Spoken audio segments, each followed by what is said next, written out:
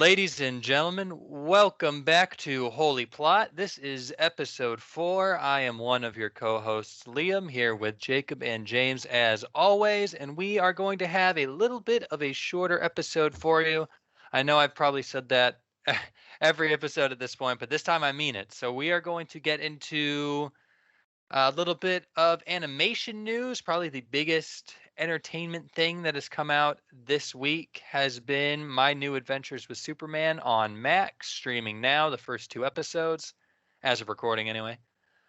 We'll get into that. We'll talk a little bit about the general state of animation, and then we'll go into some news for you as always. We've got some interesting stuff about Marvel. We got Threads versus Twitter. There is a decent amount to talk about, but to start us out, Jacob, how about you take us into My New Adventures with Superman? All right, so this show has kind of been on the Warner Brothers docket for a long time now. I forget what year it was, but it was at least a couple, if not like 3, when they announced the show, along with a Batman show, which still is yet to be released. And due to the whole WB shakeup, it's just kind of been kicked down the road. The first Superman animated series in 23 years since the original DCAU with Kevin Conroy and George Newbern and all that stuff. Which is crazy. Yeah. Well, it's cool that it's finally here and it's watchable and it's not in total development hell. So what do we think about the actual quality of the episode? I think we can do 2 sections. Maybe we tackle episode 1 and episode 2. So starting us off with episode 1, just how do you feel about it as a Superman fan? Honestly, I was struggling because when I heard about the show, it was kind of like the angle I heard it was taking is that it's from Lois Lane's perspective, which we haven't gotten before.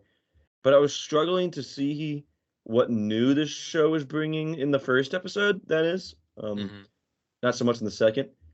But the only thing really I felt like it was bringing was the fact that it's just like new animated Superman in such a long time. I didn't really feel like it had anything else to give. To be honest, I still enjoyed it, but I don't know. I don't feel like it was really contributing much, unless either of you guys disagree with me. I actually did. Yeah, I'll let you go. No, you go. I did in a few ways. For one thing, they made Clark, Lois, and Jimmy, they made them younger.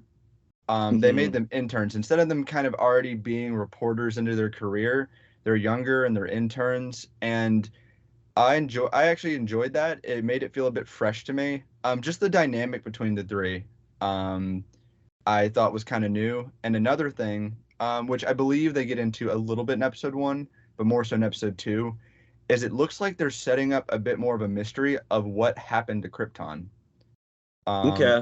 Because it looked like it was being torn apart. Not just the portal. It looked like it was being torn apart by war. And which immediately my brain was like, oh man, is this going to be something like Darkseid destroyed Krypton? But that's way ahead. It gives me like Mongol vibes. Yeah, it gives the vibes that at some point Superman's going to meet a bad guy who says, I killed Krypton, like I killed your parents, which I think is really cool. I've always wanted to see something play around with that idea. Yeah, I mean, Zack Snyder was going to do that. Darkseid. I know. It's been like 10 minutes. Yeah, that was best. Yeah, I mean, Darkseid was going to be revealed that he was the one that destroyed Krypton in the Snyderverse. But I've always loved that was something I was excited to see, but that was in the second episode. I'm more so talking about the first episode. Yeah, let's keep it first. The first episode, I think it was less so about maybe introducing new ideas, except for obviously the fact that they're younger, they're a bit more energetic, a little bit less wise and set in their ways. I think it was just selling the tone. It's been a minute since we've gotten a Superman story, at least in my opinion, that just feels focused as much outside of Superman and Lois. A story that just feels focused a bit on like the personal lives, especially in Metropolis. Superman and Lois is a family drama, but it's been a minute since we've just gotten some stories, at least visually, about, oh, they're reporters in Metropolis. You know, they're trying to make their way in the big city. I just enjoyed that it was back to basics in some ways, but it was a very new, fresh, and modern tone. I liked it. I mean, yeah, that's just. I feel like we agree more than we realize because like all the stuff you're saying is like stuff we have seen before, except for Jimmy Olsen, who's been like comically neglected in adaptations, and I'm glad Yes. we finally have some Jimmy Olsen.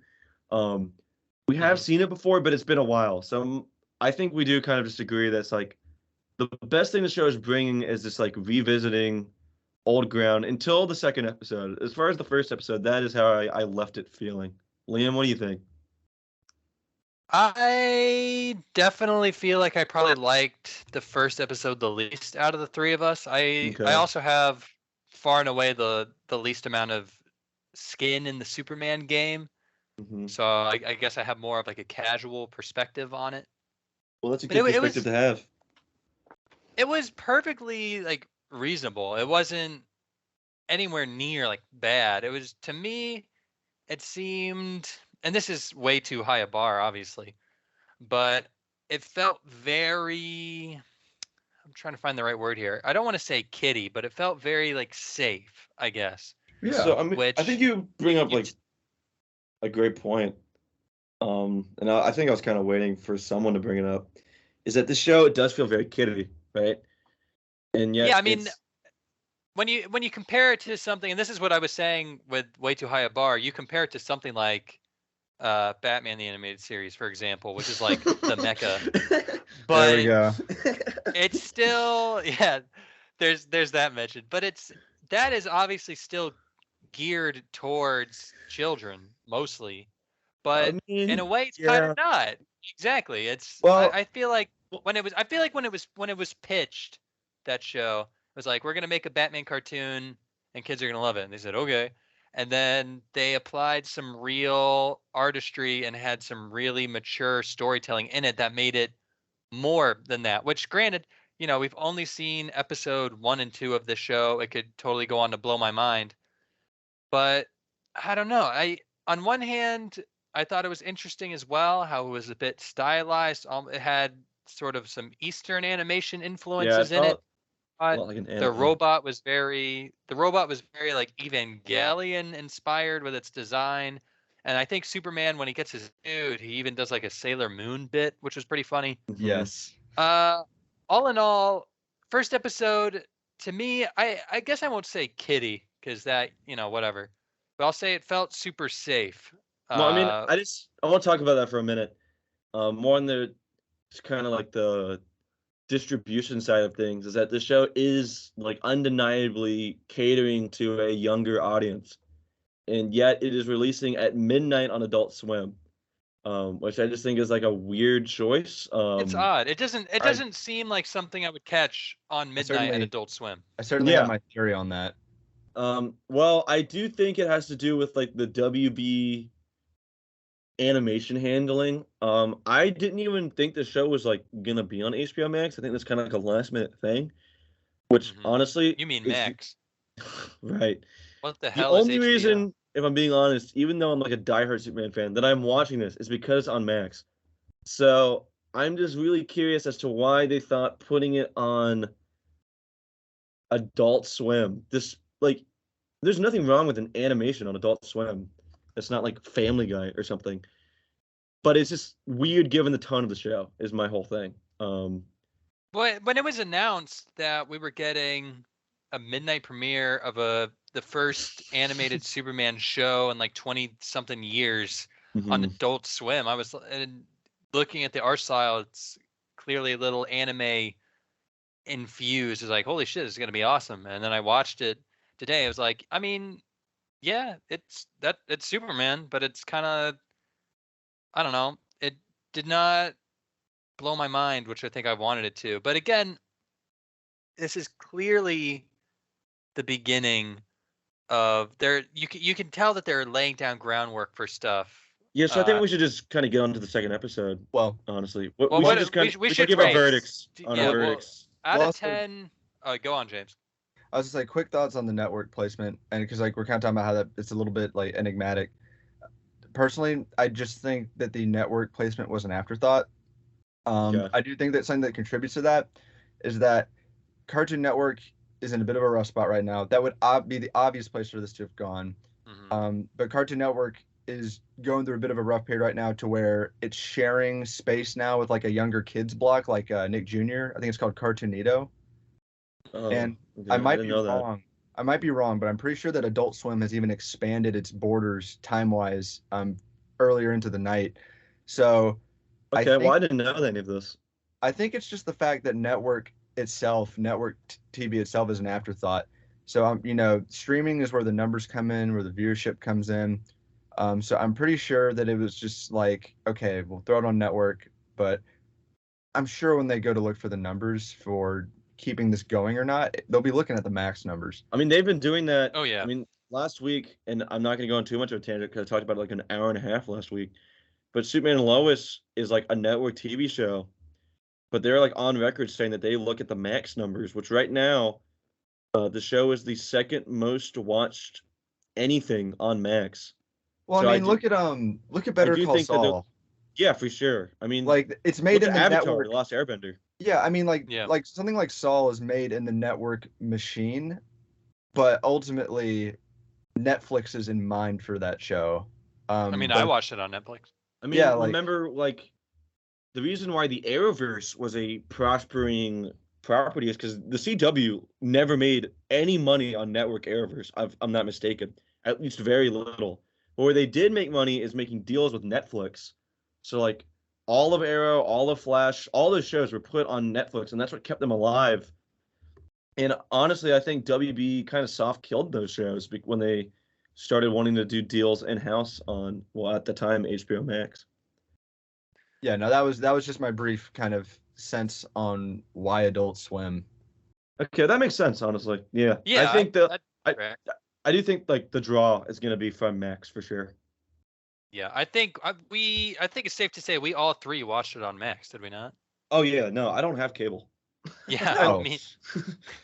I mean, I haven't had cable for Jesus Christ, James. When did we get rid of cable? Like I think 15 years ago? I think I was still in high school. Yeah, I can't remember the last time we had cable. Like I'm pretty sure it was like 5-6 years ago. Yeah, not 15. Somewhere in between. I'm gonna go ahead and slap this episode 1 with a 6 out of 10. I'm gonna give it a 7 just because I enjoyed Lois and Jimmy and Clark too a lot more than I thought I would going in. So I'm gonna give it a 7. I'm in the middle of these two guys a little bit, and I don't like doing half scores. We don't do 0.5s on Holy Pot. We don't do no 0.5s. half measures, Walter. I'm gonna give this, and keep in mind, if it's above a 5, I like it. If it's a 5, I didn't get anything from it.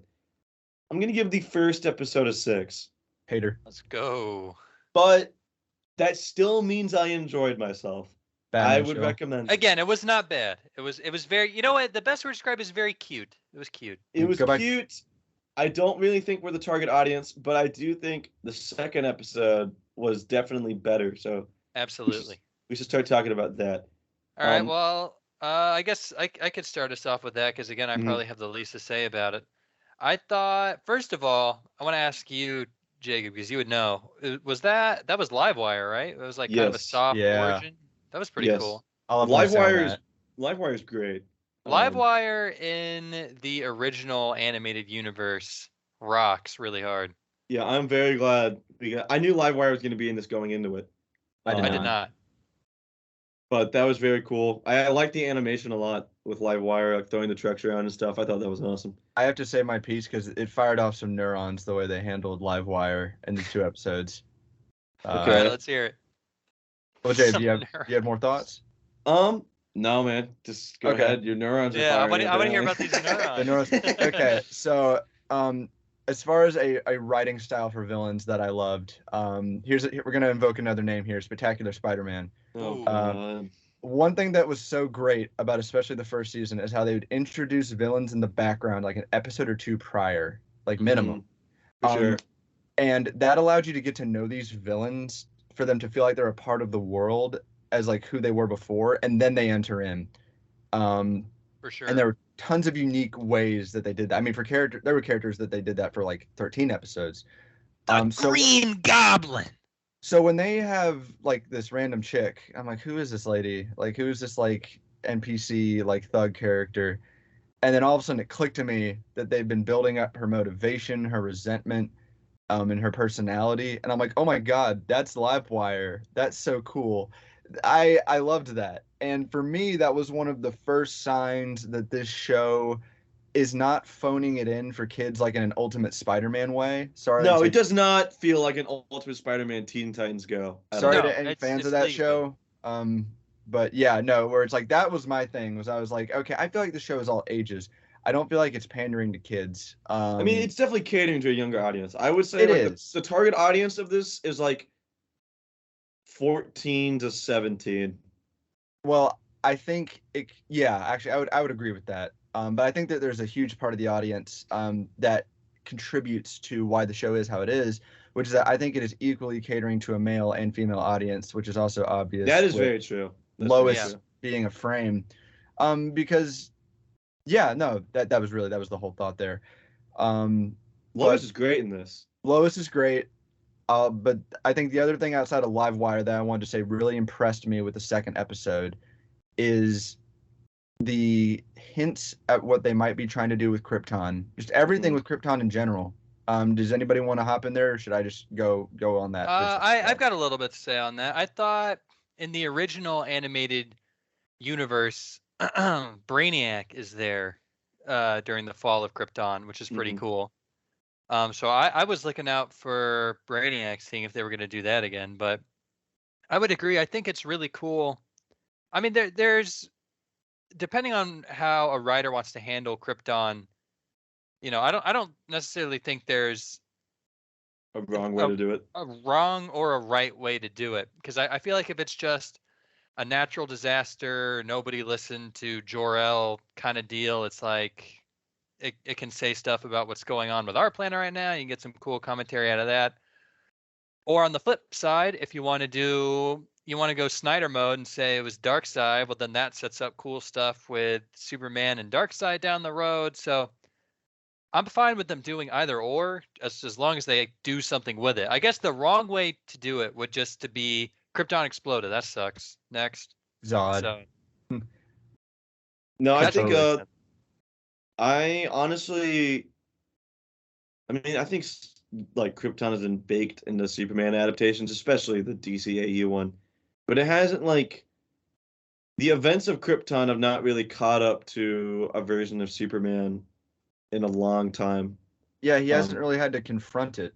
I mean, outside of obviously missing his parents, he hasn't had to confront that there may be somebody out there who made his life what it is. It's always usually been a natural disaster. So I feel like there's a lot of drama there that, especially as these characters are getting to be a century old and we're seeing the same crap over and over again.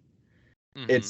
It's very exciting to me to see the creators of this show have something new to say, which personally, a couple details, again, in the Krypton stuff is where I feel like I see a show that plans to be more than it might initially come across as, which is, fun slice of life kind of stuff. I appreciated the detail of the language barrier, that Jor-El is not like, hello, son, I am. Yeah, that was cool. I thought it was really funny, though, that, like, Pa Kent, he, like, lives in Kansas and, like, probably only knows English. Like, here's this language, which there's, like, thousands of on Earth, and he's like, that must be alien.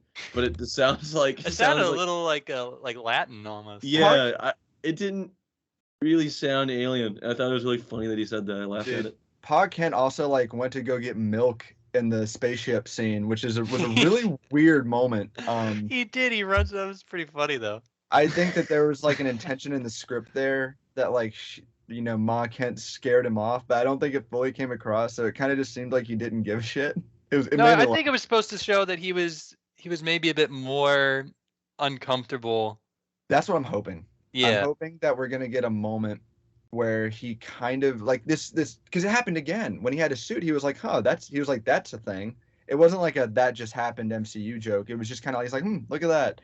So I kind of hope that they will maybe even keep going with this casualness, and he might even say like, I don't even know how to talk about any of this. I'd like that. Obviously. If it was up to me, I'd have it get as mature as they can push it.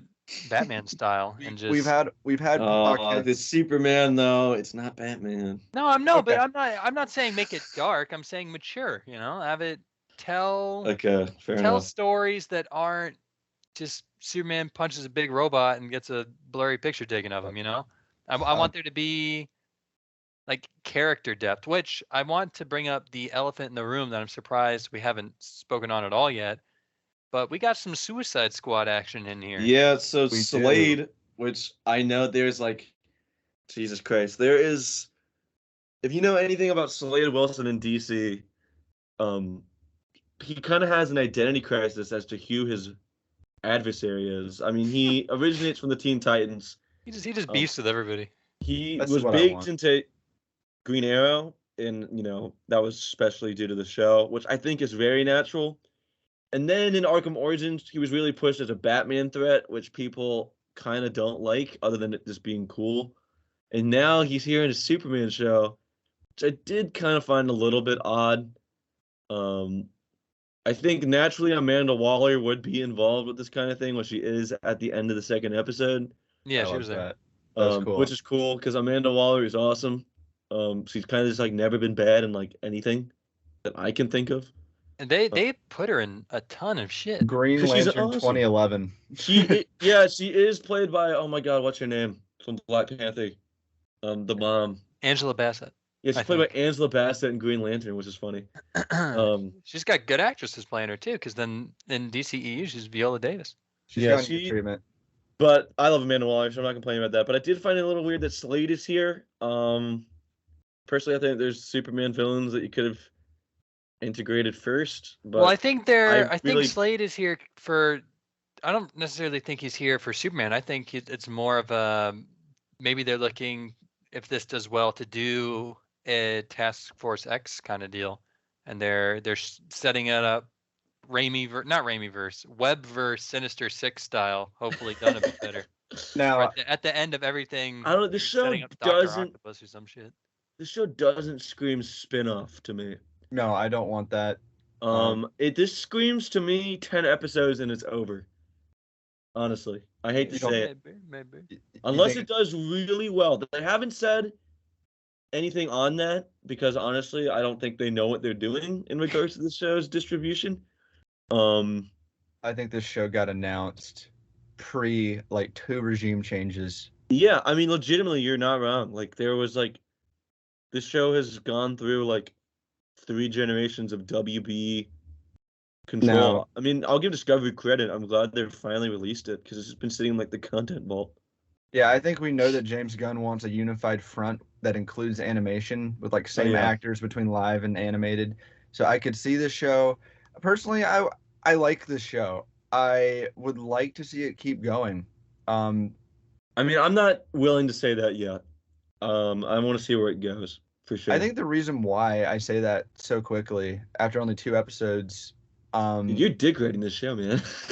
well, good for you. It's got a lot of potential. I'll expand on why. I don't blame you, Superman, dude. That's awesome. Well, I'll expand on why because there's a big reason why, which is that this kind of show exists less and less right now. And what I mean by that is, we'll just focus on animation over here in the good old US of A right now. A lot of animated stuff. Well, for one thing, we're talking about basically a fully streaming dominated just world for television. So that now includes animation. Really what animation looks like now is adult comedy cartoons, with like 11 to 22 minute episodes. Or I feel like a lot of other animated stuff is becoming these big endeavors, because right now Hollywood just seems very obsessed with, we got to pump as much money into this as possible before we even gauge how interested anybody is. And then you end up with Ruby Indiana Gillman, Jones. Teenage Crack, and Indiana Jones, and 4 people see. That movie bombed at the box office. Just to put it out there. That's leading to some good stuff too. You have Arcane. I don't like it at all, but you have the Bad Batch. You have a lot of the stuff. Like, it's more like big money. I don't know if Bad Batch is big money. Unless they just like. What I mean though is that it's Disney back, so they're not doing it for free. it's Clone Wars animation, and Clone Wars animation was designed to be theatrical level money, worth of investment. That's what George Lucas designed Clone Wars as. Was he's like, I'm gonna make TV that looks like a movie for 20 minutes every week. I hear you. You're that's heard. They do not give a shit about George Lucas's vision No, over no, at the no. mouse. No, I'm not talking about Star Wars. No, We're no, not no. doing- I'm saying the animation is expensive. No, I know. But I'm saying that what this show is to me is it's this fun middle ground that's gone, which is these shows that have 13 to 20 episode runs. They have that mix of fun comedy and drama and little sprinkles of overarching threads that they set up. It's shows that really started to fade out in the 2010s. So I'm excited for this show a little bit because it's nice to have back this kind of mold of an animated show again. I agree with that. I think for a long time, DC has, in my opinion, held the crown over something like Marvel and Star Wars with their animations. Both Marvel and Star Wars have obviously had great animated shows, but between Teen Titans, the original, obviously everything, the animated series, Batman, Superman, Justice League, Young Justice was very good. Even that like 3D animated Green Lantern show, I thought that was pretty good. So they've always been more willing and outside looking in, maybe this is too much of a blanket statement, but more able to consistently put out for sure. good, fun, Absolutely. animated shows and especially movies. Movies, it's not even close. Like the DC animated movie landscape, besides a few real stinkers like Killing Joke or whatever, is really pretty phenomenal and a good way to consume a lot of the stories if you, for whatever reason, don't want to read comics, which you should do, by the way. They have like animated DC movies coming out now that are pretty good. Like Man of Tomorrow it reminds me a lot of this show, honestly. I like this one. Honestly, have you seen Man of Tomorrow? I have. I actually liked this more. I don't know. I'm a Really? big Parasite fan, and Lobo is kind of awesome in that. Parasite was I have great. not seen Man of Tomorrow. Parasite was great in that movie. It is a good movie. I just like this a little bit more. And the reason for that, you definitely like it the most out of the three of us, which is honestly interesting. True. It is, and I think that one reason for that, outside of what I just described, which is it's a bit removed from this big spending project machine that animation has kind of started to get pulled into, along with live action television in the streaming world. That's just everything in Hollywood at this point. So I enjoy that it felt a bit more like something that you'd see in the 2010s or maybe even the late 2000s. It did get a cartoon feel when I was watching it, which like I haven't felt like. I did a checklist. For sure. I did a checklist, and the only thing right now, and it's on a huge hiatus, that even feels like kind of just a cartoon and it's adult, is Invincible. Yeah, which actually we're going to talk about. Yeah, we have some news about that down the line. But the world of animation right now, a lot of stuff is on hold. I mean, you have stuff coming. X-Men 97, I think, is the title. Oh, don't get me started. I'm saying, and then you have Avatar Studios, the Batman show. There's a lot of stuff that seems like it's coming around the corner, but right now animation seems like it's caught up in this drought because there's a lot of transition in Hollywood right now. Yeah, I think animation is trying to find its place in streaming, and I think that big picture, a lot of stuff is shaking up in Hollywood right now. I enjoy the show though. It feels fresh to me, and I think another reason why I'm definitely, I guess, kind of proven to be a bit of a defender of it is I enjoy seeing an actual personality planted onto characters like this again, because I feel like so much stuff lately has just been about, we got to get this character onto the screen exactly the way fans want and as close to the comics as we can manage to do. I feel like less and less you get stuff now where you feel like it is somebody's spin on the character. Because this show felt like it was interpreting a lot about Superman, which that was where I gained the most enjoyment. I totally agree with you. Like, yeah, it felt like there was a lot of like new perspective on the character, which, while I don't think it had a lot new to say, it definitely had a new way of presenting it, which I did enjoy. I think an interesting thing about it is that we get to see in this one, if you go to something like even like the Christopher Reeve movies, where Clark Kent seems outside looking in that he's very like bumbling and sort of ditzy or whatever. Mm. And it leads to the horrible misinterpretation that, in Kill Bill, where Clark Kent is Superman's critique on the human race. I think that's the line. Yeah. Whereas in this, you start with Clark, you spend sort of like a day in Clark's shoes, and you see like, no, that's just Clark. That's sort of how he acts. And it was interesting to me to see it was less of a secret identity switch kind of thing and more just you could tell that he was maybe a bit more confident and feeling more Himself. able or more himself when he was doing Superman stuff, but he was still very much so Clark Kent, which is What? very Well, important to get in your I think Superman this application. setting up his character arc, which is definitely like a theme that they're establishing at the beginning, is like he's trying to figure out who he is, and I definitely think his arc is just going to be that he's like he needs to look inwards instead of outwards, because Mhm. he's constantly like, who am I? And then there's a scene where he's flying up in the air, I think above the Kent farm, and he asks who he is, and then his mom calls his name, and I think that is definitely going to be one of the messages of his show that Superman is Clark Kent. It'll I be think there's a really interesting to parallel. see. I think it'll be interesting to see how this compares to Superman Legacy because I think For Superman sure. Legacy is going to be touching on some of the same stuff. What were you Yeah. saying, James? I think we're in for a wave of young Clark focus, as we can For see. sure. Which I But mean, it's good because we got. It's a little overdue. I mean, I think there was a parallel moment though where he also says, "Who am I?" and then Lois says, "Superman." mhm. But I think one thing Well, that they're this the show is, same. yeah, I think one thing that this show is doing that I haven't seen many people talk about is that Clark didn't even have really much of the notion to become Superman. It wasn't bestowed upon him by, Jonathan Kent. It wasn't a mission given to him by Jor-El. He's kind of shown up to Metropolis to get his reporting gig. And Mhm. so I think what's cool about this show is that he's kind of been thrown right into the mix without this quest that he's been on to become sure. Superman. He hasn't been Yeah. to the Fortress of Solitude yet to get the suit before he's arrived in Metropolis. And Lois is the one who kind of even plants the seed. She's like, "Oh, the Superman," and then within the 2 episodes, Clark's like, "Oh, she's calling me Superman. Everybody wants to know about the Superman." So in a way, they've actually removed a bit of an active choice from him, but I think that that's very strategically done because it's going to lead to different situations being thrown Clark's way. The fact that he's so young and inexperienced and unsure of himself, but he's already becoming Superman. I'm I not think Right. it's very sure if cool. I think they. the fortress in this show is like the kind of reminded me of the closet from Peacemaker, which I thought was really funny.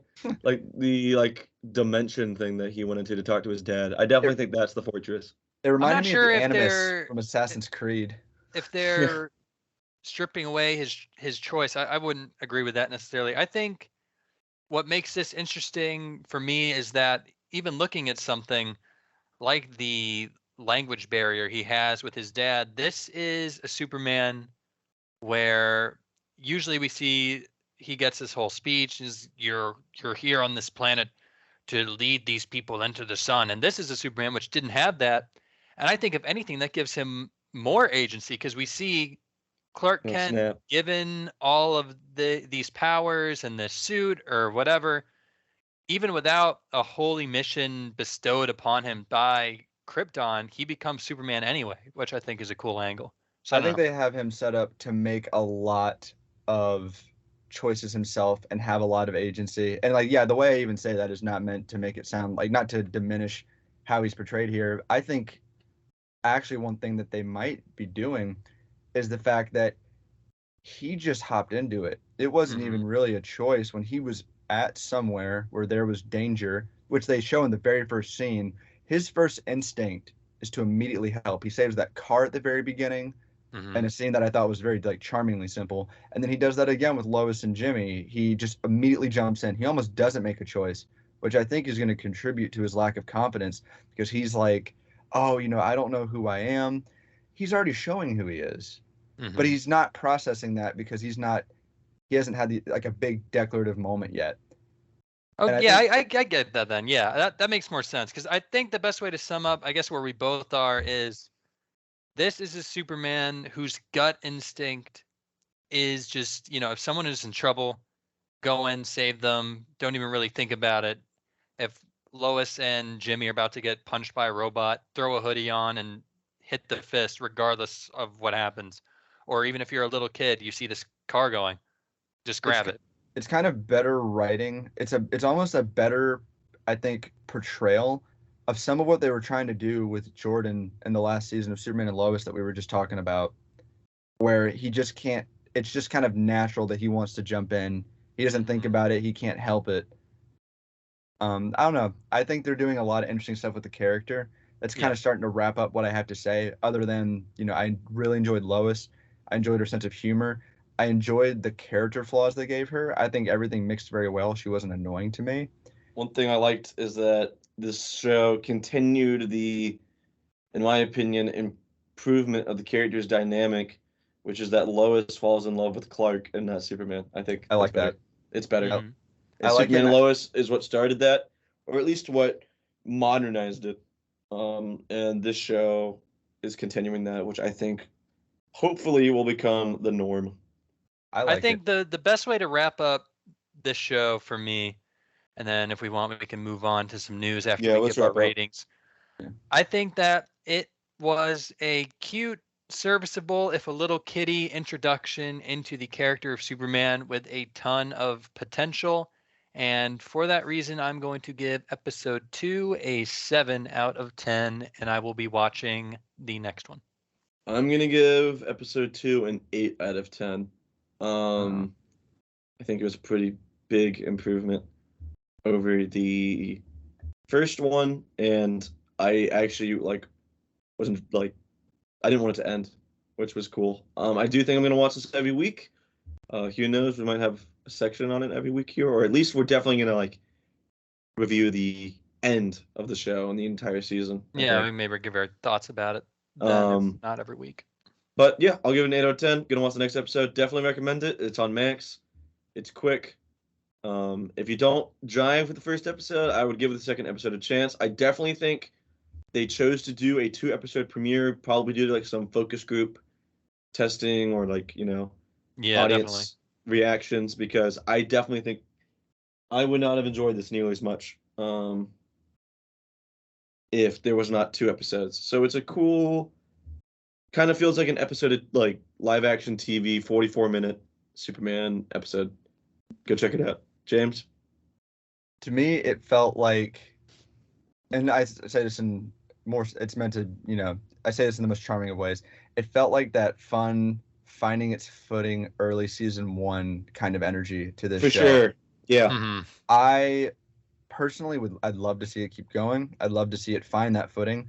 It does immediately strike me as the kind of tragically canceled after 1 season, cult following 10 years later kind of show. Yeah, sure. I mean, I think, and we can talk about it, that Gunn does want to centralize all of DC, so this might get the axe. But we also have stuff like the Reeves verse, which he has not talked about axing, so who knows? If it does well, he might keep it. That might be one of my main criticisms, actually, of James. Really one of my only criticisms of James. Well, give the verdict. Give the verdict. Direction. I think. Yeah. My verdict, I'm between 7 and an 8. But I'd have to give it an 8 because I talked about that stuff that just surprised me in a way that I think shows that this show has more intention from the get-go than it may initially seem. I'm going to give it an 8.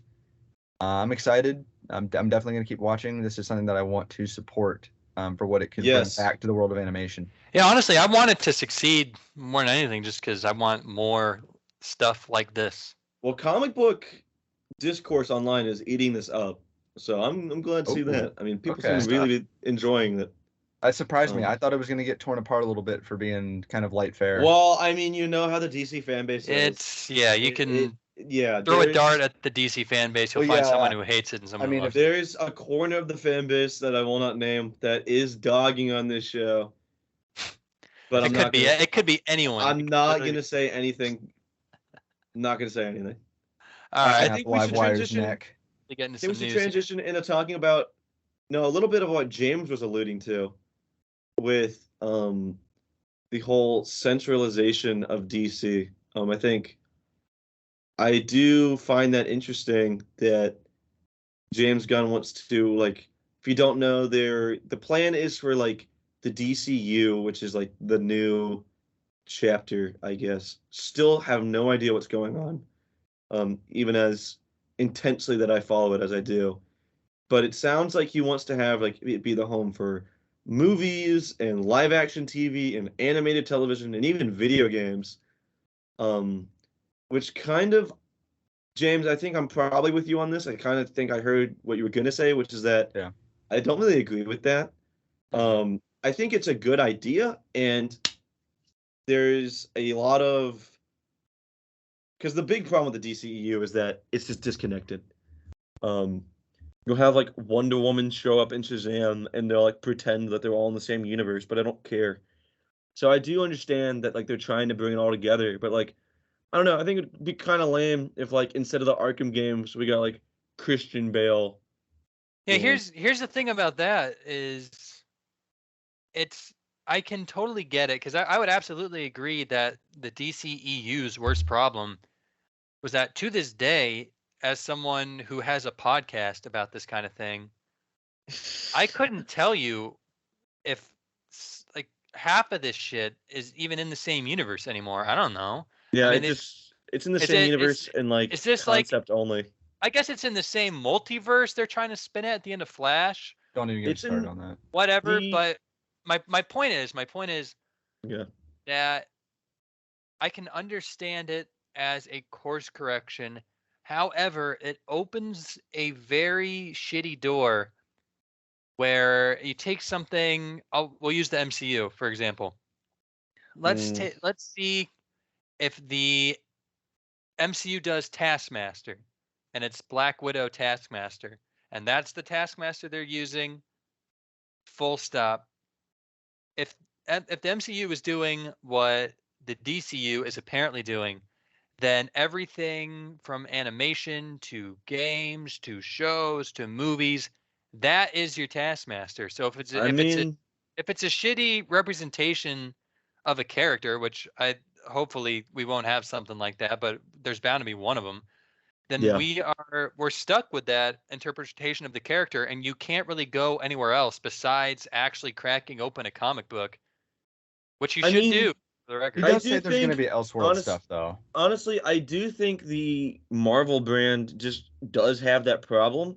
Um, like I know this is a bit of a sensitive topic, but when Chadwick Boseman died, you know, people understood the MCU, you know, pitting on to Shuri and, you know, expanding the story, but like T'Challa disappeared from everything, Mhm. which a lot of people got upset about. So like T'Challa, I think there was an animated show that he was canned out of. He was canned out of his comics. T'Challa just kind of disappeared, and the MCU has kind of made Marvel into this like homogenous brand. Yeah. And you know, DC, while messy, has had the benefit of giving people like Todd Phillips to do Joker, and For you sure. know, we got Superman and Lois, and even we just talked about this new Superman show. Matt Reeves, most of all, Oof. honestly, Well, and they're letting Matt Reeves stay, and like they've declared like a few things as Elseworlds, which basically is what I just named. I think we have like Matt Reeves stuff. We have Todd Phillips's Joker movies, which who knows how many of those we're gonna get. Superman and Lois is on there, which is funny.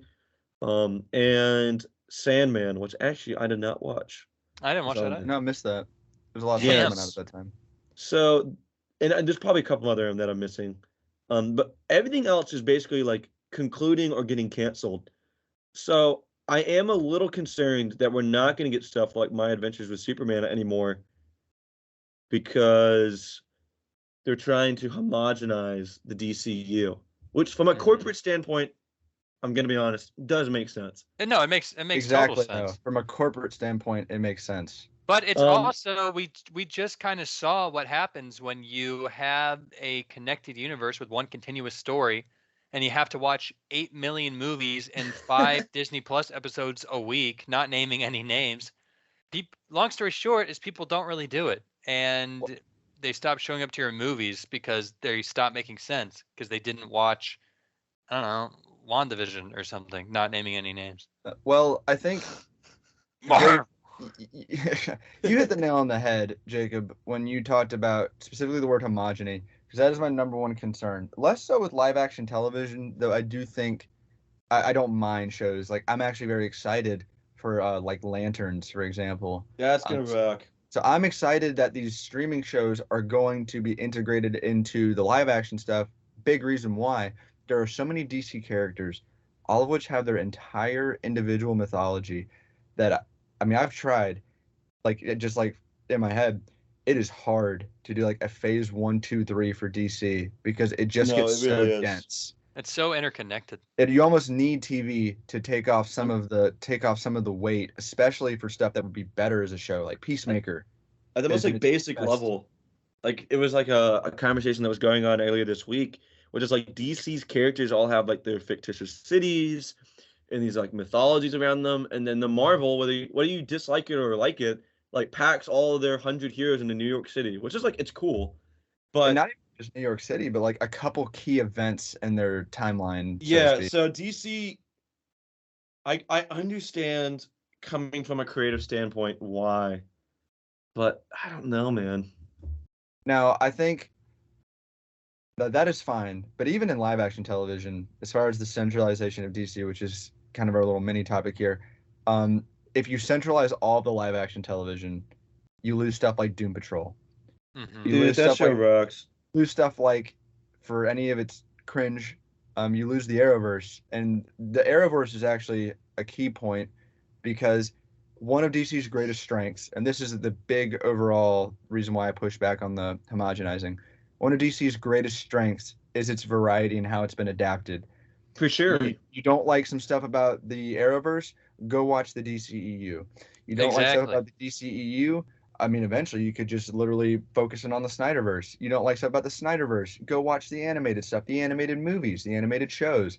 Yeah, there's like 6 or 7 like DC shared universes, and But it's that's really the funny. thing. I even But the talked thing about it is- last week. Is like if I was not jiving back in the day when it was the only thing out with Snyderverse Batman, and now I've got Matt Reeves, which is basically perfect in my opinion. There's a strength in the variety because DC characters, because of that mythological nature that we're talking about, it lends itself to being interpreted, just like with Adventures of Superman, in so many varied ways. I think you lose Yeah. that value to the characters if you homogenize everything. And I think There's been a lot of blowback about this. I don't think we're the only skeptics, so I'm gonna hold out faith they know what they're doing. I think Yeah, I'll that definitely see what happens. James Gunn says there's gonna be more Elseworld stuff. I do kind of want to hold him to that. I mean, we're getting Joker too, and Surely James Gunn's gonna listen to What the Plot, and he's or Holy Plot, not What the Plot. He doesn't even know the name of the show. Yeah, I know. But I know What the Plot. It's very different. Maybe that'll be our After Dark show. Yeah, what like the plot is unfiltered, Bizarro, it's like unedited. Bizarro, What the Holy Plot. That's our spinoff. Just wait. Anyways, get back to the point. But I definitely hope that Elseworld stuff is maintained. I personally would be fine if the whole homogenized thing becomes an early mandate that fades away. Well, I mean, one thing that I don't know how to feel about it is that they talked about the homogeny with video games in Yes, particular. that was another And space. They, if you've been a Superman fan, and a game fan, you know the long and tragic history of Superman games. You don't like flying through rings? Yeah. Anyways, so they talked about, I think it was Zaslav himself, that they if they were to do like a Superman game, they directly talked about a Superman game. They would be like a movie Superman game, and that's why the game would exist. So like, to one degree, you're kind of losing the possibility to have like an Arkham, but the other degree, Exactly. we're not getting Superman games because one, they'll cost like $1 billion. Those are kind And- of hard to do anyway. And they're hard to do. So like David Zaslav, which honestly he's kind of right for this. I know that's controversial to say, is saying, hey, Superman game would be crazy expensive, But if we tie it into our blockbuster brand, we can have like the Last of Us effect, where it's like you're like seeing like the Last of Us TV show come out, and then like the sale of the game is like 500% higher, and like stuff like that. And I'm sure that'll happen. The same thing when season 2 comes out of The Last of Us, and like The Last of Us Part 3 hopefully will come out. I feel like Hollywood is kind of leaning into like this multimedia format, which is like I don't know how to feel about it. In that case, if it gets a Superman game made, I'm kind of here for it. Yeah, I hear you on that. But Yeah, I'm on. whatever. I've talked to James about this. Is that like I think a Superman game is kind of like an impossible task. So if James Gunn's line in the sand is gonna get that to happen, sure, whatever. Hear me out. You ready for this? You ready Yeah. for this fresh off the grill idea? Here you go. Boom. No Man's Sky type shit. You spawn in on some no. You spawn in on some fucko planet. You're Superman. You can fly like a billion whatever worlds. And then once you land on there, it's like God of War, and you're just beating up big aliens. I mean, or EA, hear me Ubisoft, out. if you want to contact hear me out. Holyplot Gmail. You just have Superman fight Mongol on Warworld. Make that an open world, and then you can like scale the character correctly to a sandbox instead of him flying through rings and fucking Metropolis on the N64. $1 billion idea. $2 billion. I'm not gonna comment. The homogeny in the games is definitely an area where I think it could get troublesome. But the main space I think is animation, because the one thing, especially with DC, is that if all the live action stuff is struggling to figure out how to make all these pieces click, usually, at least you're in the past, in the best times, you can go to animation where there's a bit of freedom to do the absurd and just do the characters and just throw people right into the mix. And that's a great freedom with animation, especially for DC. Back when Warner Brothers didn't have any idea how to get a character that wasn't Superman or Batman into a theater, you had the DCAU setting the foundation for a shared universe pre-MCU, pre-anything, or at least most things. The DCAU was trailblazing. And that's kind of my large point about not doing this homogeny, because when you allow people to go do separate things, separate projects with their own strengths and weaknesses, they can inform each other. For sure. And you're going to lose that. Marvel's lost that. There's no more homogeny. There's no more. No, it's only homogeny left in Marvel. It's too much. The Fox and Sony movies don't inform the MCU. Just nothing informs Marvel except for the MCU at this point, really. Except for Spider-Man, he can be a bit of his own separate IP now with Sony. I mean, and you see that separate IP is like the best movie of the year. Oh yeah, and actually, that did inform the MCU. It completely changed their plans for the third Spider-Man movie. So and I even like, call me a stickler, but I even cringed a little bit. You fucking stickler. When Spider-Man, like Spider-Verse was trying to like tie into the MCU. Like, I didn't like it. I mean, it's fine. They're gonna have to do it though. I know, but like, I would rather it just be its own thing. Like, can you? I don't know. No, I'm with you, man. I'm sick of advertisement for other stuff. Yes. Being worked into scripts. I'm sick of multiverses, honestly. I was paid to like show up to the theater, and they're like, it's like that annoying relative that like the moment they get in their house, they're asking about when the next time they're gonna visit. Like, I have already paid for this ticket. I'm not buying another one because you're asking me to. Like, it's just annoying. I do miss complete movies.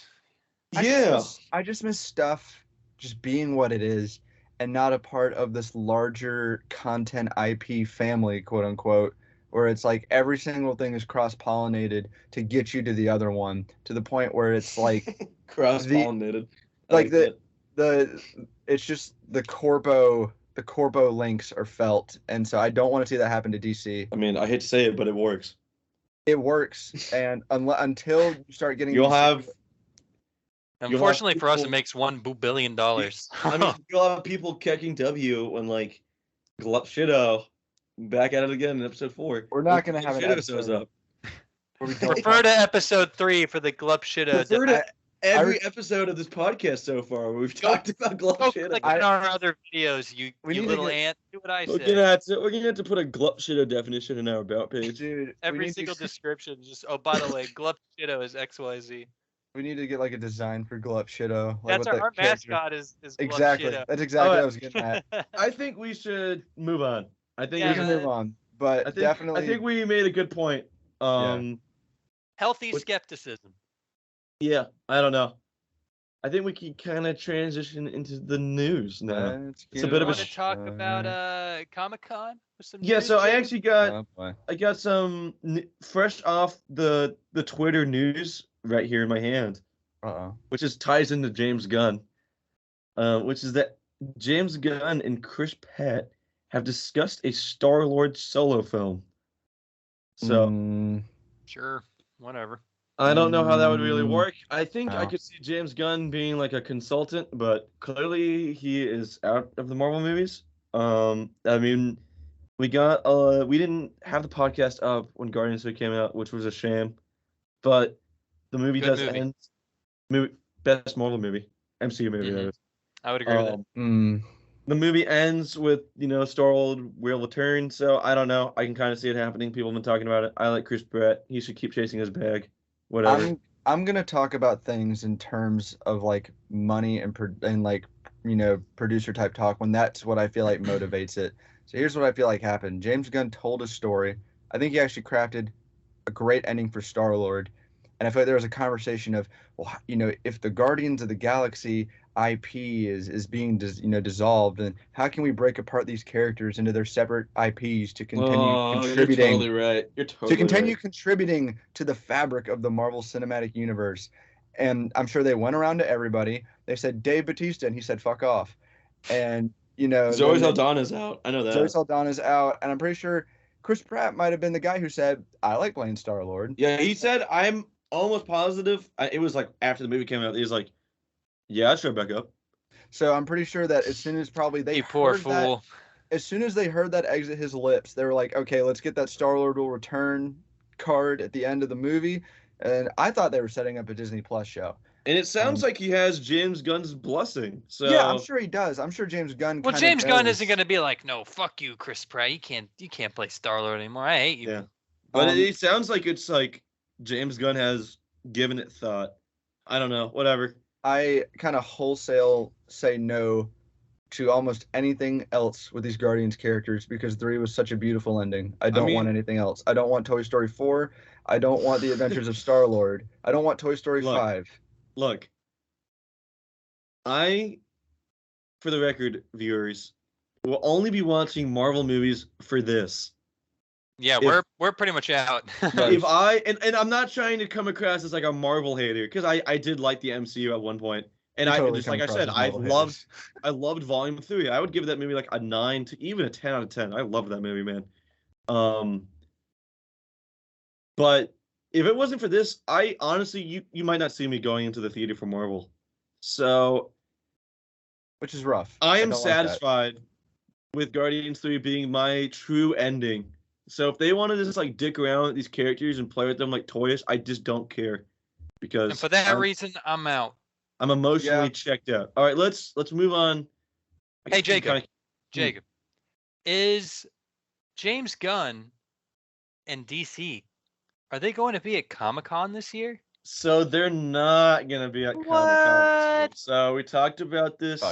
Whoa, dude. Talked about this last week. The moment we heard about the casting, it was toast, in my opinion. That was like their one thing they could have done was have the two of them come out on stage and like announce, which would have been awesome. They should have done that. Honestly, I thought that's what Black Adam though. I thought that's what they were gonna do. In my opinion, so James and I were in Hall H last year, and we're gonna be there this year. I think DC had the best presentation. I think Marvel like gave us the most quantity, but like, But I do think DC's presentation was like the most energetic and the most like focused, and I enjoyed it. Which means The Rock had the best I presentation. was Yeah. gonna say, yeah, that's just. I mean, Black Adam was kind of a nothing burger, but The Rock coming out of the floor in Black Adam attire and then shooting lightning at me was kind of awesome. Yeah, that was So- incredible. I'm not made of stone. That's kind of cool. He's That was shooting lightning. incredible. Come on. Yeah, so I was kind of disappointed. James Gunn was also there last year for Guardians 3, and like, I forget the actor's name, but the High Evolutionary like came out in full costume and was like So cool. monologuing through like the aisles and the seats, and it was fucking awesome. It was so cool with his theme, with the theme that ended up being in the movie. Yeah, so those are like two of like the most memorable moments from Comic-Con last year, and I kind of hoped that we were gonna get like to see them like come together with Gunn now being at the head of DC. Come together. But we're not going to. He said that they will probably be there next year. I think that was just him not committing to anything because he knows how the comic fan base is, and they will hold him to it. Well, hey, Yeah, man. but I There think is it's a strike. more. It's just a strike. It's the strike. It is the strike. There is some more San Diego Comic-Con news. So I don't know how to feel about this. The Hall H schedule has been completely freed up. So we're actually getting some pretty cool new opportunities that I don't think we would have gotten otherwise. So I hate to admit it, but I have not watched it. Invincible, I know. I've not watched I Invincible. can't believe you haven't watched that. Well, I What? watched Stranger Things season 4, The Boys season 3, and then replayed all of God of War 2018 in 1 week. Then I was gonna start Invincible, and I was just Oh, like, dude, watch that right now. That show I'm gonna rocks. watch it in the next 2 weeks, apparently, because Invincible season 2 news will be dropped at San Diego Comic-Con. So I imagine Hall H will get to see a trailer, and maybe they'll release it publicly too. Who knows? I think they probably will release it to the public. Cool. That'll be cool. I hope. Oh my God, if J.K. Simmons is there, I'll lose my mind. He probably will be. I don't know why not. The other cool panel, which got announced this week, which is probably the one I'm the most excited for, is Spider-Man 2 by Insomniac. We're gonna see some Venom action. Gonna have a CDCC panel in Hall H on July 20th, which is Thursday. So if you're going to Comic-Con, get there on Thursday because that's usually the slow day, but apparently it's not this year. When we talked about Spider-Man briefly in episode 2, we talked about how they've kind of kept Venom on lock. And the description, which they officially released of their panel, is get a behind-the-scenes look at Insomniac Games' take on the monsters Venom and how the symbiote plays a role in the sequel to the hit PlayStation game Marvel's Spider-Man 2. So we are going to get to look at Venom. I hope that you guys get to see that, but James and I will certainly be able to talk to you about it. For sure. Jacob, you have the schedule. Do you know if did Doctor Who make it into Hall H? I know that Doctor was kind of Who whispered got about. a couple of panels, but they were not specified if they were Hall H.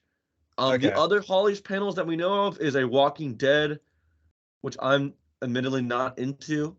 I probably should watch it though, because what's his name? He played Lex in Superman and Lois. Michael Kudlitz, something like that. He was Lex, and he's in Walking Dead.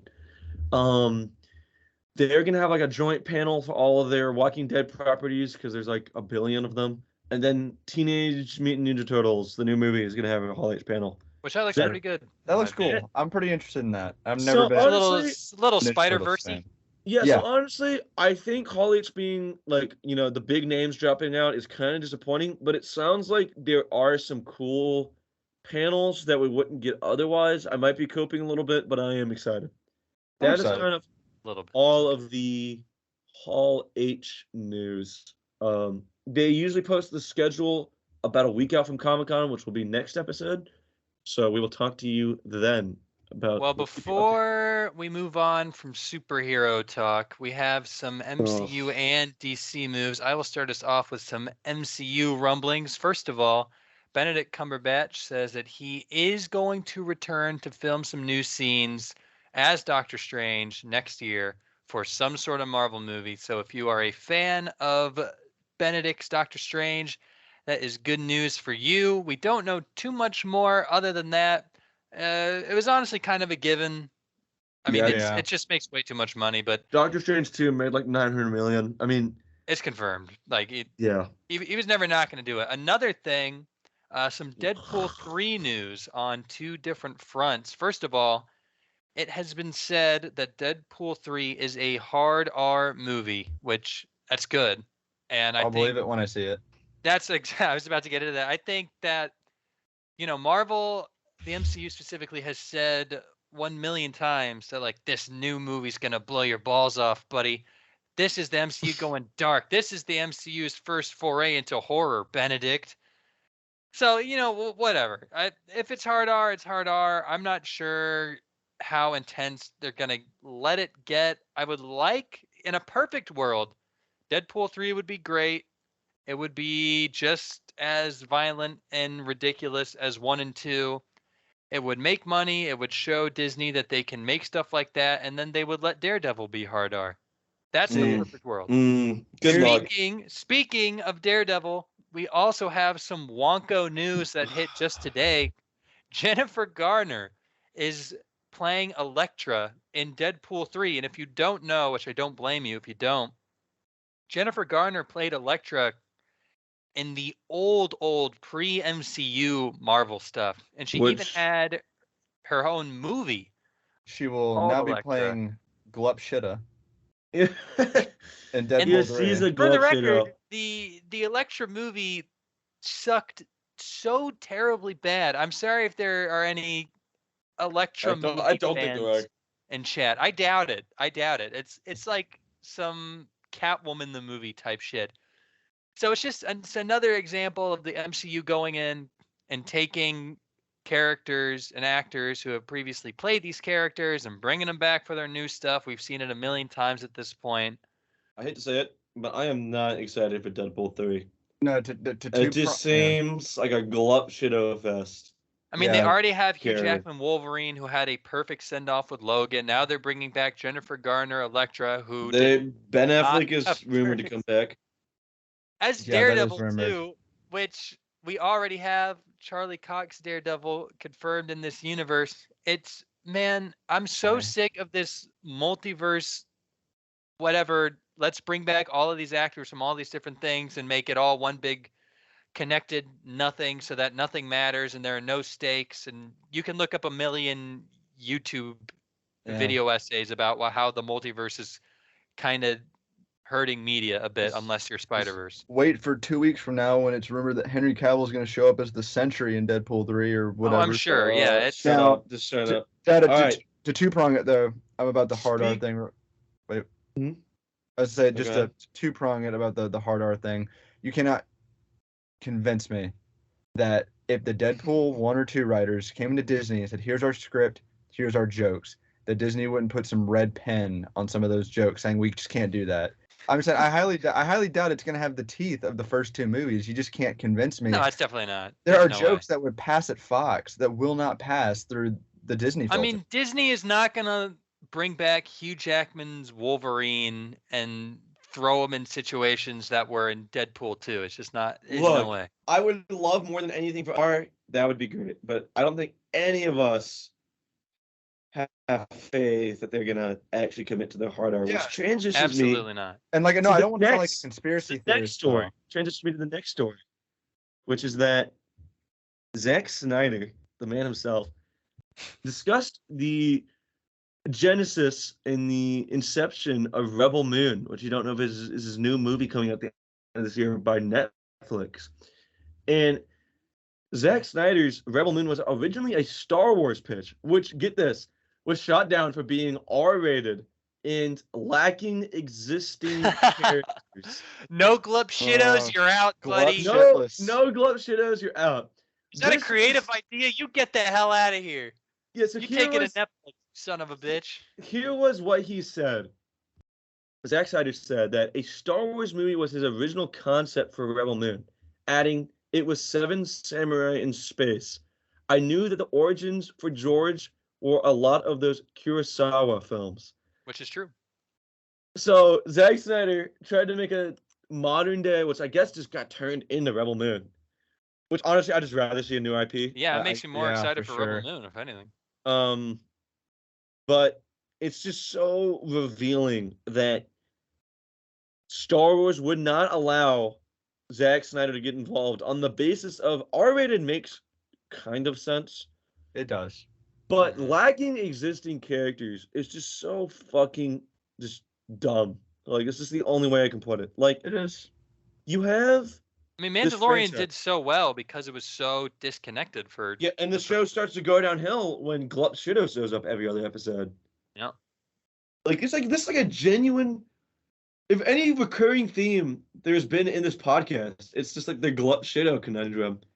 It's so Well, it's because dumb. Hollywood just keeps doing it. The past, however many giant blockbusters have just been, holy shit, it's Michael Keaton's Batman. Holy shit, is that Nicolas Cage Superman fighting a big spider? That's kind of funny. I remember reading. Okay, Go on. I liked that one. Okay. Man, you're target Christopher audience. Reeves was dumb, but that one was You kind of are the cute. target audience. Whatever. There's a Christopher Reeves was awful, but I did like seeing Nicolas Cage as Superman.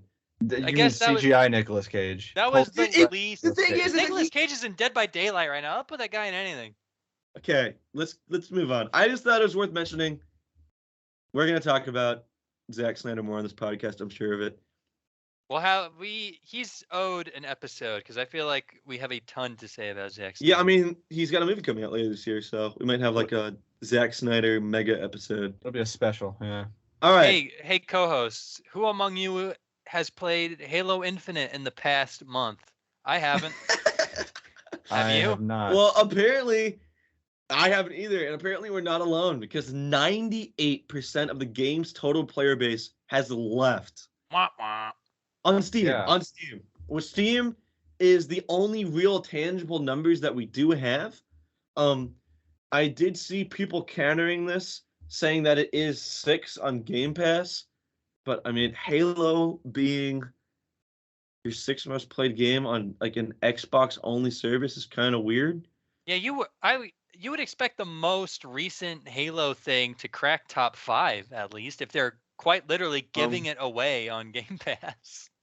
Yeah, so I think we don't need to really contribute to the Halo Infinite No. is garbage conversation. I think the Halo fan base, which I used to be a part of, Liam, you certainly used to be a part of. I mean, Oh, even yeah. James, you was kind of I'd like James is casual. the most casual gamer.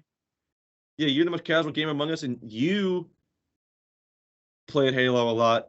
I We've played kind of all Infinite. left the fan base. When it came Yeah, out, I we played played Infinite Infinite a little bit. I enjoyed and what I they mean- presented, and then they just stopped. I enjoyed what they presented, even though it was like 60% of a game. Point is, their strategy for Halo Infinite has clearly failed, in my opinion. I just thought that was worth noting. Yeah, that's kind of it on the Halo Infinite part. Maybe we'll talk about it at some point. And this is also coming right after the season 4 update. So this is in immediate proximity of a season update, which, like, if you know anything about live service games, I mean, Liam and I can talk about Destiny for a second. Oh, When brother. there's an update to that game, hundreds of thousands of people get on it concurrently. It's insane. I'm a Destiny player in recovery, for those who don't know. But we take our emotions out of it. When that game has an update, dude, people fucking flock to it. And it's just Yeah. like, to see a game that tried to adopt the Destiny model, which the Destiny model's got its own problems. We will definitely talk about that at one point. Yeah, Lightfall or something, or whatever it's called. Final Shape, Yep. which we are going to play.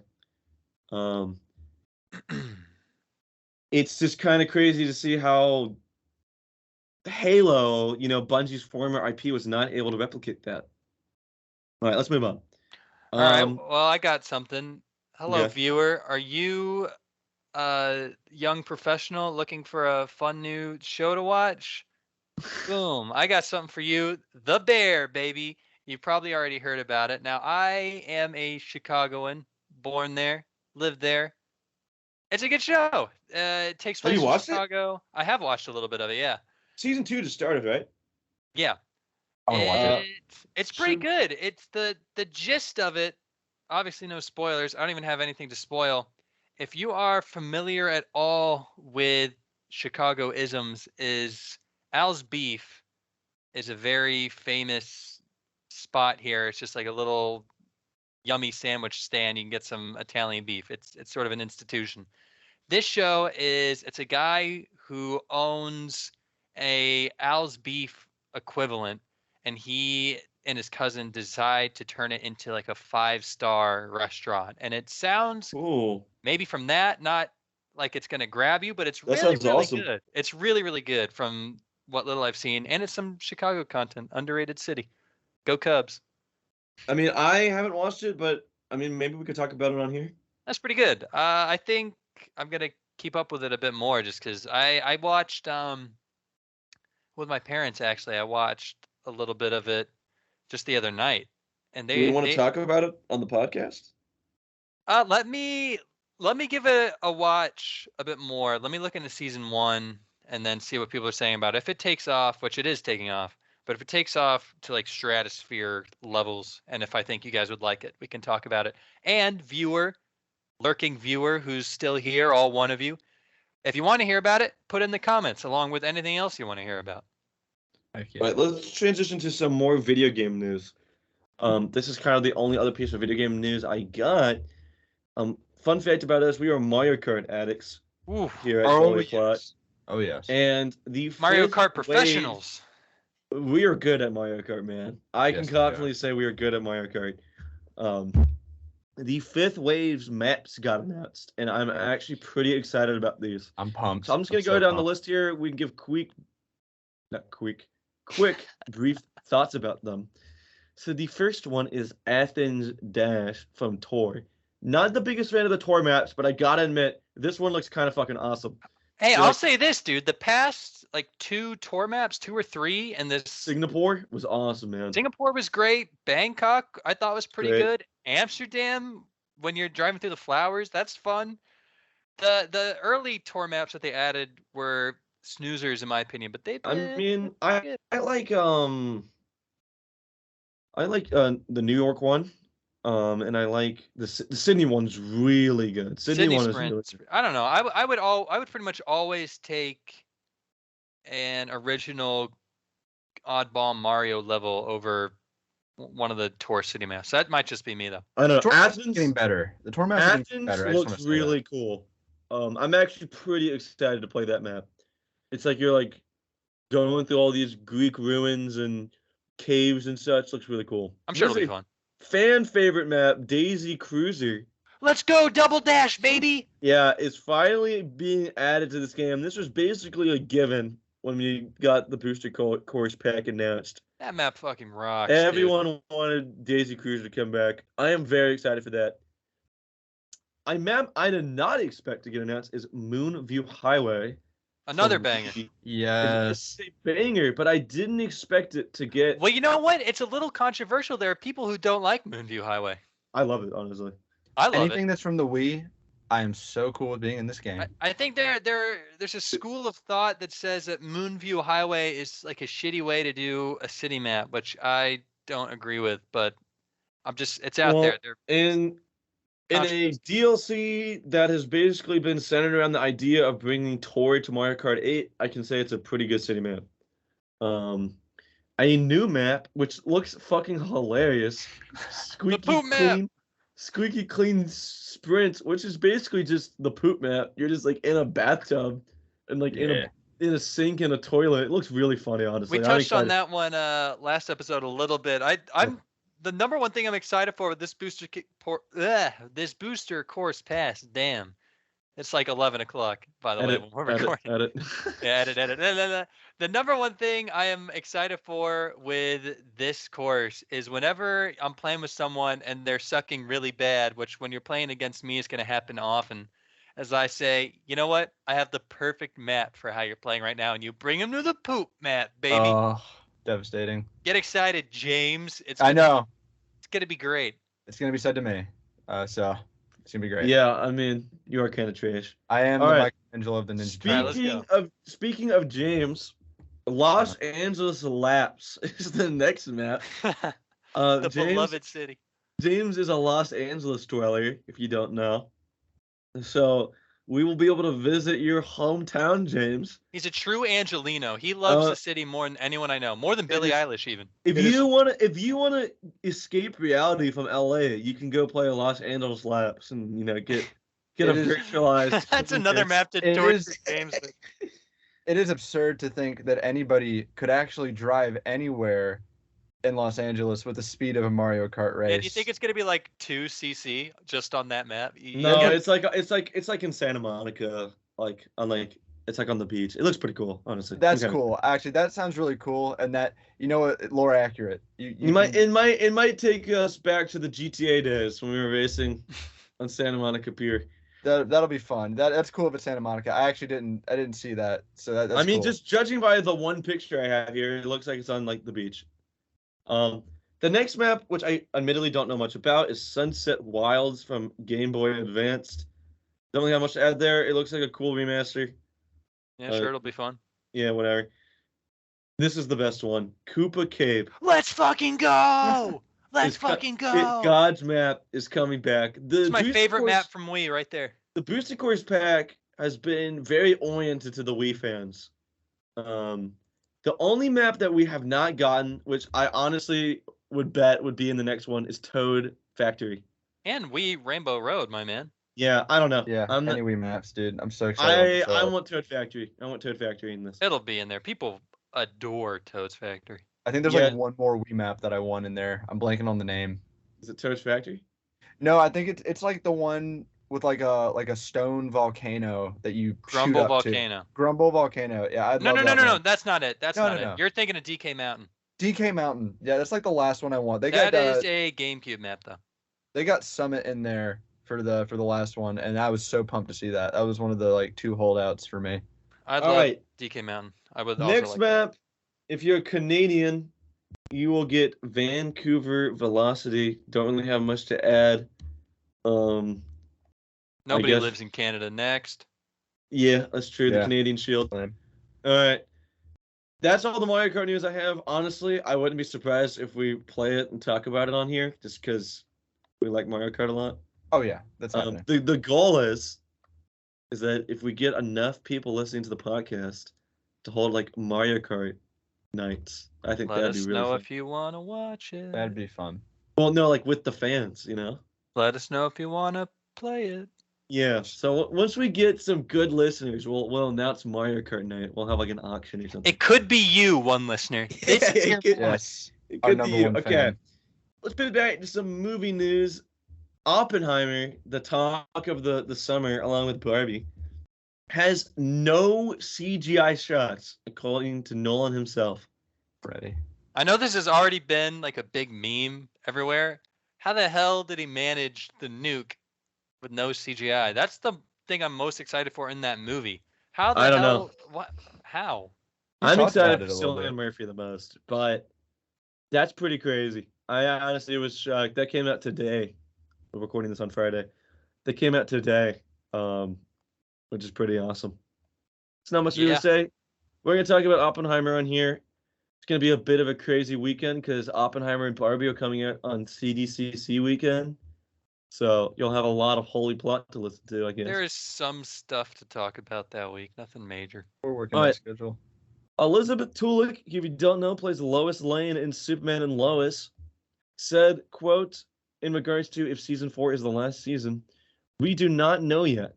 We've been renewed for season 4, and there are rumors in both directions, parentheses, renewal or ending. Whoa. We still do not know if this would be our last season or not. So, Superman and Lois fans, if you thought the anxiety was over, it's not. We're great. back. We're back. We're right back to where we started. Honestly, though, I'm just glad I got another season. I feel like they will approach this season writing it as if it is the last and could be like a penultimate ordeal. All I know is that we have 2 years before Superman Legacy. So in the good timeline, the show would run for the next 2 years, and then it would end, and then we'd get a new Superman. And you can also watch so- My Adventures with Superman on the side. So I Yes. personally feel like when you kind of have it done to where you got your supporting cast, that kind of struck me as let's kind of wrap it out with the essentials and let's end this in a satisfying know. way. for It viewers. might not be that though. It might be we did what we did to keep the show going, and they're only looking like 5 feet ahead, and they're just focusing on the immediate issues one at a time because they're just in such, emergency mode. That'd be interesting. I wouldn't mind. I mean, I look, once again, I talked about it forever last week. I think the show's fantastic. It warms my heart to see that it got it's the second most watched TV show on Max right now. Really? Oh, that's Yeah. awesome. My heart's warm now. Yeah. So the Superman and Lois is looking really good, honestly. I'm really glad. I think season 3 had a lot of buzz about it. So people are tuning in. So go watch Superman and Lois. I'll stop being annoying now. They said I get the think A-list villains. we have One one more- more The big news. massive, The big news. biggest news of this week by far. If you're hearing about it from here, what the hell are you even doing? I'm No, well, we Comic- talked about it last week a little bit. No, we didn't. Never mind. comment because I'm genuinely curious to know what you do all day. Threads versus Twitter. Have you Alright. made the switch? Have you not made the switch? Will you make the switch? Do you think this is a bubble? Do you think Twitter deserves it? Do you think that Meta cheated?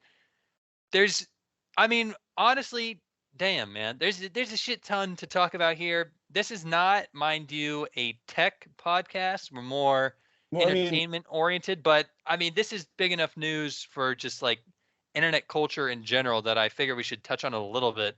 well, sure. honestly, I think a lot. Okay, I'll admit it. I'm a Twitter user. A lot of the comic book community in particular lies on Twitter. So I do think it is relevant. There's a lot of like, subsects and in groups and community on Twitter. And I mean, Twitter is kind of a shithole, I'm gonna be honest. But I like it. I use it. I'm I not think gonna lie. what pushed it over the edge for most people was the Rate view limit. count. Yeah, That the rate was limit. that was a So, bit much for okay. me. So here's the thing though. Today, people started getting the rate limit on Threads. Really? Yep. No So it's because what happened is, Twitter is doing pretty good right now as far as people are getting on the platform. I think the platform is the most popular it's ever been. And clearly they're having some technical issues because I think it has to do with the fact that Elon kind of gutted the staff of Twitter, regardless of how you feel about it. So they don't have the manpower to handle a situation like the app being overwhelmed. But Threads is also being overwhelmed. It has 70 million users already, which is fucking crazy. For the record, I have been trying to authenticate online people getting rate limits on Threads. I have not seen anyone talk about getting. I saw it, man. I don't know. If you saw it, you saw it. All I'm saying is that is not corroborated information on my Okay, end. well, I saw it. That's all I'll say. I think it's. Did you see it on Twitter? Maybe. But it's from a news site, okay? It's from a news All site. right. Anyway, it could totally be true. All I'm saying is that I could not corroborate it. I have not experienced it yet. And to put a little cherry on top, Holy Plot now has a Twitter page and a Threads page, Both worlds. which I will be running. Yeah, you don't even have to. You don't even have to choose. Isn't that nice? Yeah, so I mean, I'm gonna be posting the same stuff on both. I'm not gonna lie. Well, I just think it's really so- interesting because, I mean, if we've seen it before with something like Warner Bros. Or HBO or all these big companies that for so long were seen as the untouchable class, Twitter obviously among them. And we're seeing fairly recently that in this post-pandemic age where it seems like kind of anything goes as far as the online entertainment space, nothing is truly untouchable. And we're seeing I it think- now with stuff like even Pixar is coming to theaters and it's making no money. So Yeah. I mean, I just I think that's also just like, look, not my field of expertise at all, but I think it's like an economy thing. I think it is impacting the globe, and we're seeing it in the entertainment industry just like all other industries. I think there's a combination of factors that are just causing a page to turn. Because like Liam said something that I know I even said before recording, which is so interesting that these once perceived as untouchable, indestructible, kind of bodies, whether it be Warner Brothers and their troubles right now, Twitter, just certain movies, certain companies like Pixar or franchises, a lot of stuff that's always seemed invulnerable is struggling to adapt to, I think, a culture that is changing and transforming right now. It's very fascinating to live in a bit of a transformation period. I mean, the only thing to do is, I guess, see what happens with it. For the record, I don't think Twitter's going anywhere.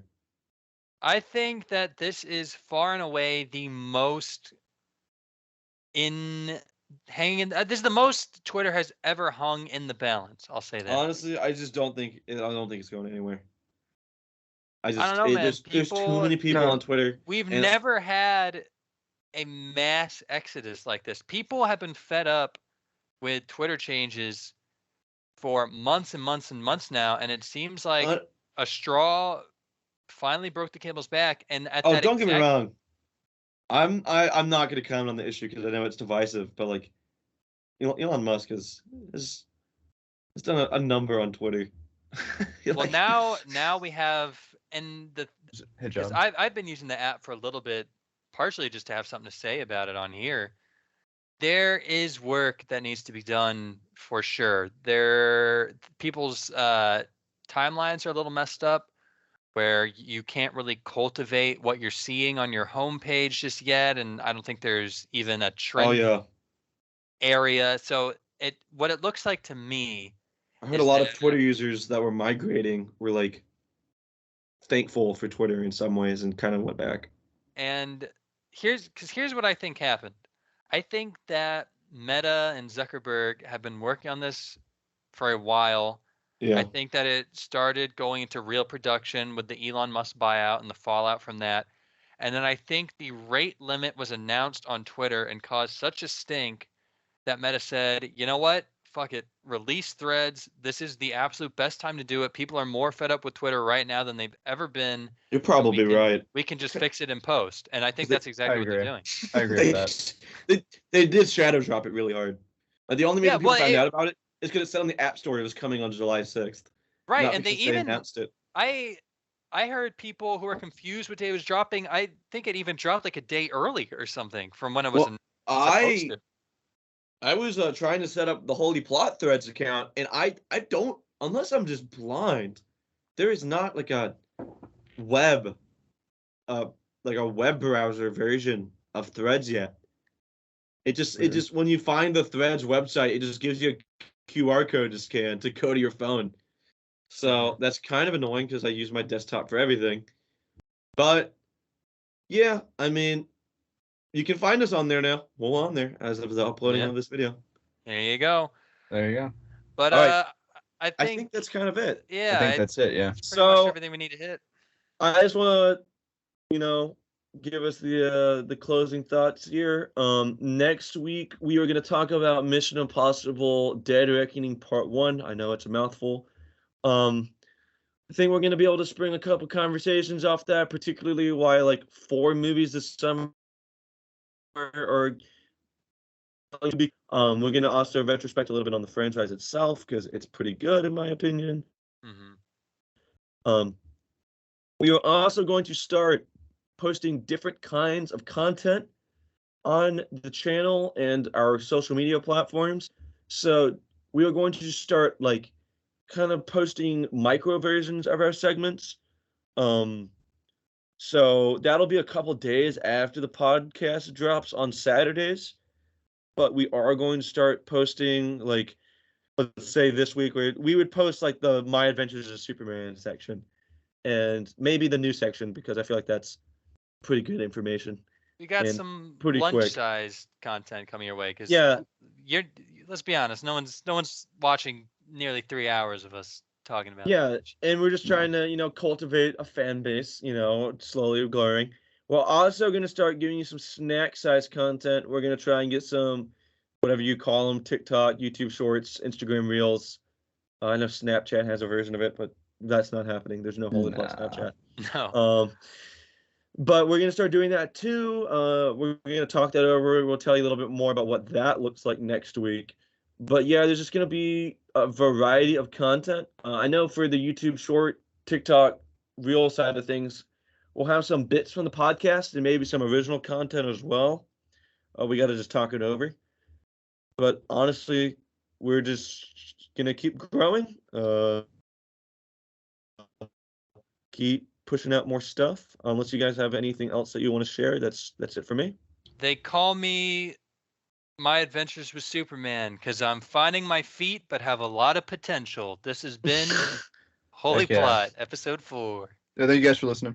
Bye.